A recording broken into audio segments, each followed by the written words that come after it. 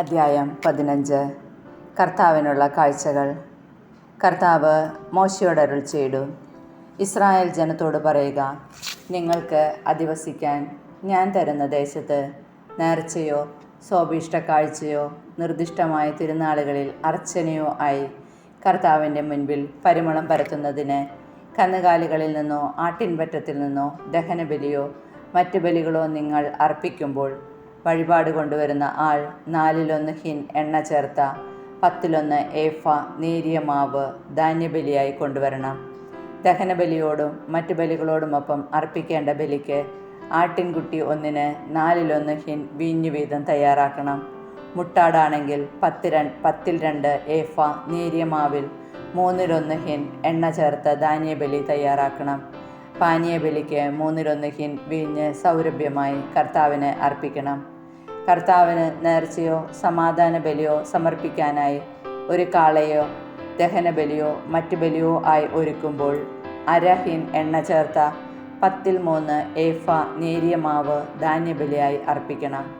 ദഹനബലിയോടൊപ്പം കർത്താവിൻ്റെ മുൻപിൽ പരിമളം പരത്താനായി 1/2 ഹിൻ വീഞ്ഞ് പാനീയബലിയായും അർപ്പിക്കണം.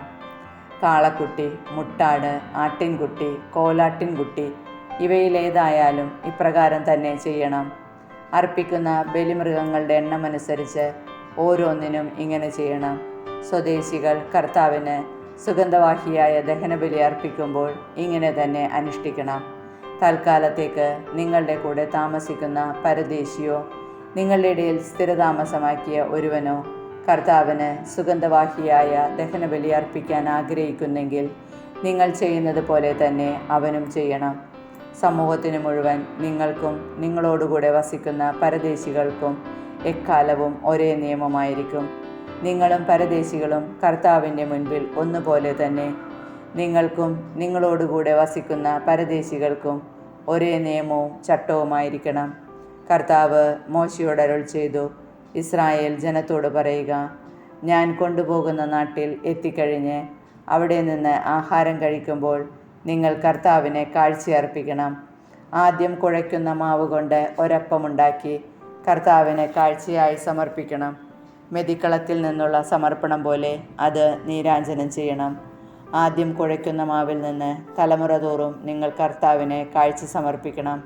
കർത്താവ് മോശ വഴി നൽകിയ കൽപ്പനയ്ക്കെതിരായി അന്നു മുതൽ നിങ്ങളും നിങ്ങളുടെ സന്താനങ്ങളും സമൂഹത്തിൻ്റെ ശ്രദ്ധയിൽപ്പെടാതെ അബദ്ധവശാൽ തെറ്റ് ചെയ്യാനിടയായാൽ സമൂഹം മുഴുവൻ കൂടി ഒരു കാളക്കുട്ടിയെ കർത്താവിന് സുഗന്ധവാഹിയായ ദഹനബലിയായി അർപ്പിക്കണം. അതോടൊപ്പം വിധിപ്രകാരം ധാന്യബലിയും പാനീയബലിയും അർപ്പിക്കണം.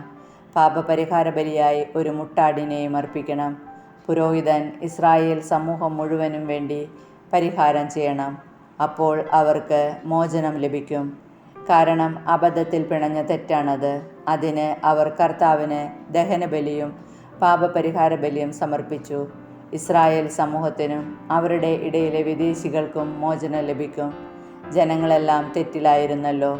ഒരാൾ അറിയാതെ തെറ്റ് ചെയ്തു പോയാൽ അവൻ പാപപരിഹാര ബലിയായി 1 വയസ്സുള്ള പെണ്ണാടിനെ കാഴ്ചവെക്കണം. മനഃപൂർവ്വമല്ലാത്ത തെറ്റിന് പുരോഹിതൻ കർത്തൃസന്നിധിയിൽ പരിഹാരം അനുഷ്ഠിക്കട്ടെ, അവന് മോചനം ലഭിക്കും. അറിയാതെ ചെയ്യുന്ന തെറ്റിന് ഇസ്രായേൽക്കാരനും അവരുടെ ഇടയിൽ വസിക്കുന്ന വിദേശിക്കും ഒരേ നിയമം തന്നെയാണ്. കരുതിക്കൂട്ടി തെറ്റ് ചെയ്യുന്ന വിദേശിയും സ്വദേശിയും കർത്താവിനെ അധിക്ഷേപിക്കുന്നു. അവനെ ജനത്തിൽ നിന്ന് വിച്ഛേദിക്കണം. അവൻ കർത്താവിൻ്റെ വചനത്തെ നിന്ദിക്കുകയും അവിടുത്തെ കൽപ്പന ലംഘിക്കുകയും ചെയ്തതുകൊണ്ട് അവനെ തീർത്തും പുറന്തള്ളണം. സ്വന്തം അകൃത്യത്തിൻ്റെ ഫലം അവൻ അനുഭവിക്കണം.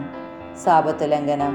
ഇസ്രായേൽ ജനം മരുഭൂമിയിൽ കഴിഞ്ഞിരുന്ന കാലത്ത് ഒരാൾ സാബത്ത് നാളിൽ വിറക് ശേഖരിച്ചു.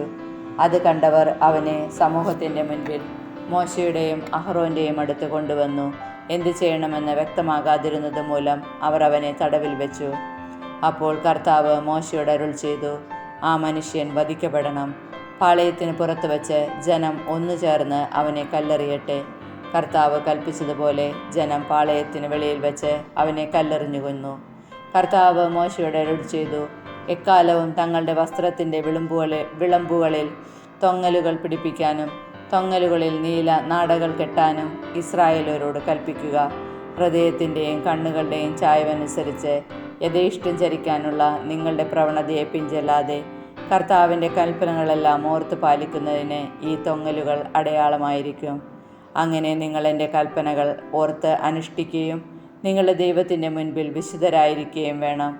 നിങ്ങളുടെ ദൈവമായിരിക്കേണ്ടതിന് നിങ്ങളെ ഈജിപ്തിൽ നിന്ന് കൊണ്ടുവന്ന നിങ്ങളുടെ ദൈവമായ കർത്താവാണ് ഞാനാണ് നിങ്ങളുടെ ദൈവമായ കർത്താവ്.